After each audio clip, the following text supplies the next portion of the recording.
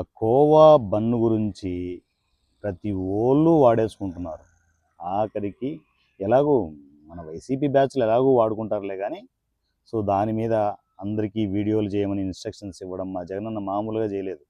ఏది కనిపించినా కూడా దాని మీద వాడేసుకోండిరా, మనము పార్టీని లేపుకుంటూ వెళ్ళాలి, క్రేన్లు పెట్టి లేపాలి, ఎక్కడో పాతాళంలో పడి చచ్చింది ఈ పవన్ కళ్యాణ్ వచ్చి నా బతుకును సంకనాగిపించాడని చెప్పేసి జగనన్న ఫీల్ అవుతూ ఒక పక్క ఫీల్ అయిపోతూ ఎక్కడ 151 సీట్లు 11 నుంచి మళ్ళా క్రేన్ లేసి 11 నుంచి 15, 20, 50 అని చెప్పేసి లేపుకుంటూ వెళ్ళే టైంకి పుణ్యకాలం కాస్త గడిచిపోతానని జగన్ ఫీల్ అవుతున్నా కూడా ఇక్కడ సోషల్ మీడియాలో వందల కోట్లు ఖర్చు పెడుతున్నాడు.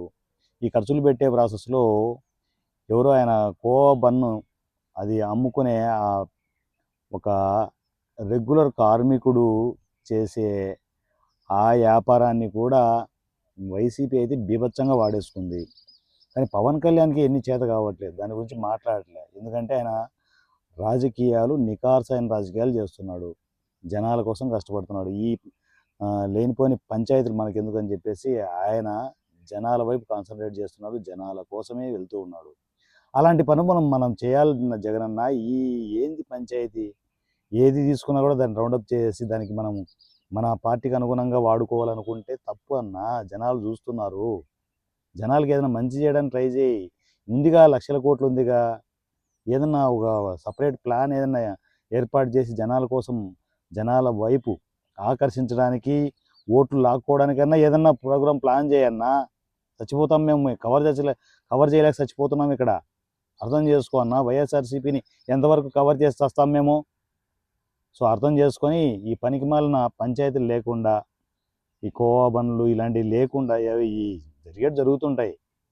అవి యూట్యూబర్లు వీళ్ళు ఇష్టం వచ్చినట్టు ఎవరికి వాళ్ళు వాడేసుకున్నారులే. కానీ మనము ఆ పద్ధతి కాకుండా మనం ప్రొఫెషనల్ కదన్నా. మామూలుగా విజయం మామూలు విజయం కాదుగా 151 సీట్స్ అంటే. అది అంటే 11కి పడిపోయాయి అనుకో, ఇప్పుడు అప్పటి కథ వేరు, ఇప్పుడు కథ వేరు. ఏదో మా జగన్ ఏదో ఇడుస్తాడు పొడుస్తాడని చెప్పేసి 151 సీట్లు ఇస్తే నేల నాకించాడని చెప్పేసి 11కు పరిమితం చేశారనుకో, ఇవి ఉంటాయి, నొప్పి ఉంటుంది, వెనకాల నొప్పి ఉంటుందన్న. నొప్పి ఉన్నా కూడా కొంచెం ఏదైనా కొంచెం గట్టిగా ప్రోగ్రాం ప్లాన్ చేయి. ఓట్లు మొత్తం లాక్కున్నాం ఈసారి.